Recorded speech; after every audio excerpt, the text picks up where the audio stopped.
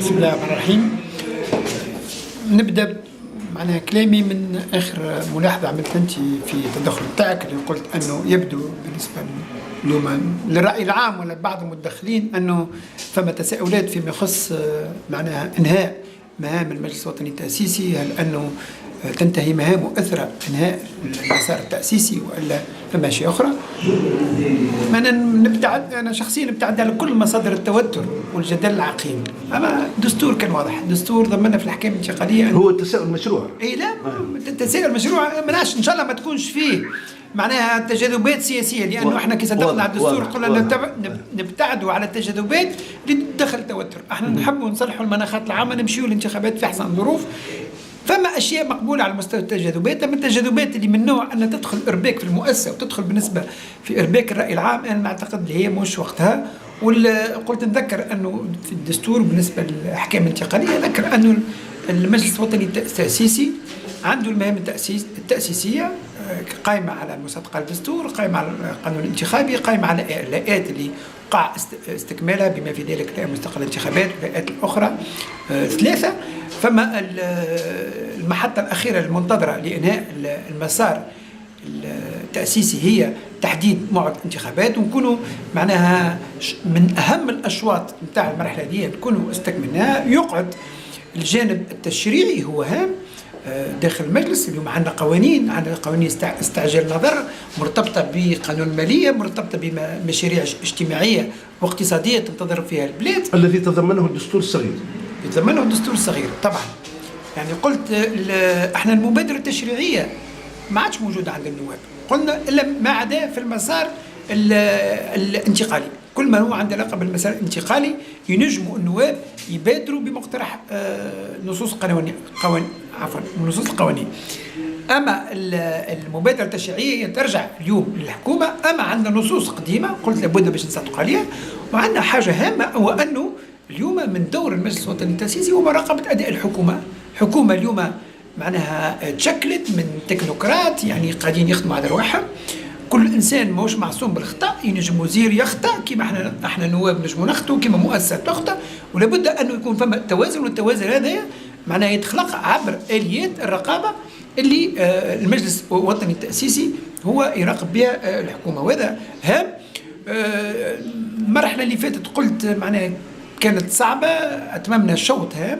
المنتظر في الأيام القادمة إن شاء الله غدوة العشية نكملوا الملف متاع أحداث الهيئة والمصادقة على تركيبتها هيئة الحقيقة والكرامة، ومش نبداو توا بصفة نهائية إن شاء الله بصفة نهائية. نتمنى أن تكون بصفة نهائية لأنه استوفت كل الإجراءات العادية والتقليدية المضمنة في النصوص. اليوم هيئة الحقيقة مش تخدم مع روحها. اليوم عندنا تحديد موعد الانتخابات مرتبط بعنصر هام. احنا في صلب الحوار الوطني مدة تقريبا 2 أسابيع فتحنا النقاش والتحاور في نقطة هامة وأساسية اللي هي مش مضمنة في القانون الانتخابي، واللي هي تخص التزامن من عدمه بالنسبة للانتخابات الرئاسية والتشريعية. جل الأحزاب اللي ناقشت النقاط هذه كان عندها موقف واضح وماشية في الفصل مش في التزامن. وكي نقولوا الفصل معناها الانطلاق يكون بالانتخابات الرئاسية، لكن فما أشياء ما احناش فايقين بها.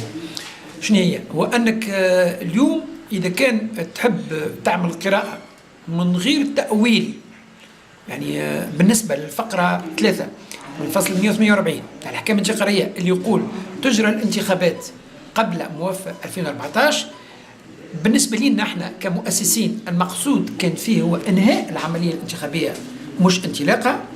وإذا كان تبنينا الموقف هذا ما يخليناش حتى إمكانية باش نمشوا في الفصل. وهذا هو ما بينه لنا رئيس الهيئة المستقلة للانتخابات وقت وجهنا له دعوة في الحوار الوطني.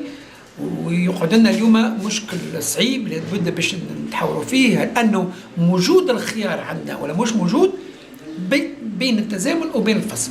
سي جلال سامحني، لو حصلت بعض الصعوبات وبعض العراقيل بخصوص المسألة الانتخابية، هل يمكن تجاوز، ربما أقول تجاوز بفترة قليلة يعني في بداية 2015 إجراء الانتخابات بداية السنة الجديدة. أي خصوصا أنه عديد الطعون قدمت للمجلس التأسيسي في المدة الأخيرة، معناتها هل هذه الطعون ستعطل سير الانتخابات؟ شوف، نبدأ واضحين. النص الدستوري فهمني، قلت الفقرة الثالثة هذه بالنسبة للجل يعني الخبراء ما فيهاش تأويل، فهمتني؟